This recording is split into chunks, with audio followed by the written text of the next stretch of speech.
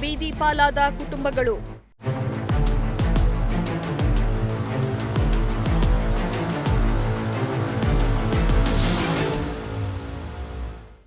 ಸಂತ್ರಸ್ತರಿಗೆ ಸಹಾಯದ ಹಸ್ತ ಚಾಚಿದ ಜಪಾನಂದ ಶ್ರೀ.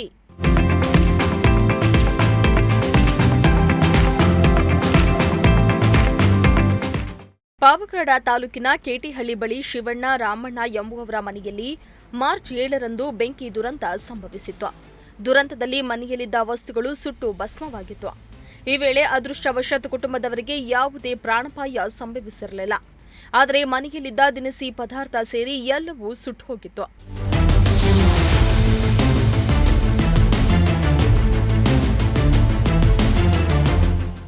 ದುರಂತ ಸ್ಥಳಕ್ಕೆ ಶ್ರೀರಾಮಕೃಷ್ಣ ಸೇವಾಶ್ರಮದ ಪೂಜ್ಯ ಜಪಾನಂದ ಶ್ರೀ ಭೇಟಿಯನ್ನ ನೀಡಿ ತಕ್ಷಣ ಅಗತ್ಯವಿರುವ ದಿನಸಿ ಪದಾರ್ಥಗಳು, ಅಡುಗೆ ಪಾತ್ರೆಗಳು ಜೊತೆಗೆ ಕುಟುಂಬದ ಸದಸ್ಯರಿಗೆ ನೂತನ ವಸ್ತ್ರಗಳಾದ ಸೀರೆ, ಪಂಚೆ, ಟವಲ್ ಹಾಗೂ ಸೊಳ್ಳೆ ಪದರವನ್ನ ಸಹ ನೀಡುವ ಮೂಲಕ ಸಹಾಯ ಹಸ್ತ ಚಾಚಿದ್ರು.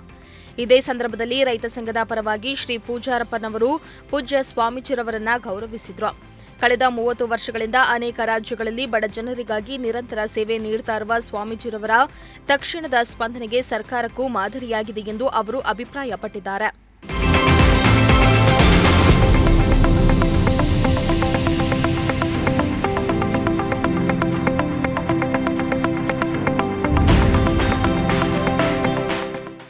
ಶ್ರೀರಾಮಕೃಷ್ಣ ಸೇವಾಶ್ರಮವು ಕೋವಿಡ್, ಬರಗಾಲ, ಪ್ರವಾಹ ಮತ್ತು ಪ್ರಾಕೃತಿಕ ವಿಪತ್ತುಗಳ ಸಮಯದಲ್ಲಿಯೂ ಸಹಾಯ ಕಾರ್ಯಗಳನ್ನು ನಡೆಸುತ್ತಾ ಇರುವುದು ಎಲ್ಲರಿಗೂ ಪರಿಚಿತ. ಈ ನಿಸ್ವಾರ್ಥ ಸೇವೆ ಧೋರಣೆಯು ಜನರಲ್ಲಿ ಭರವಸೆ ಮೂಡಿಸುತ್ತಾ ಇದ್ದು, ಸ್ವಾಮಿ ವಿವೇಕಾನಂದರ ಸಂದೇಶದಂತೆ ಮಾನವನ ಸೇವೆಯಲ್ಲಿಯೇ ಶಿವನ ಸೇವೆ ಎಂಬ ಧ್ಯೇಯವನ್ನ ಕಾರ್ಯರೂಪಕ್ಕೆ ತರಲು ಸೇವಾಶ್ರಮ ಮುಂದಾಗಿದೆ.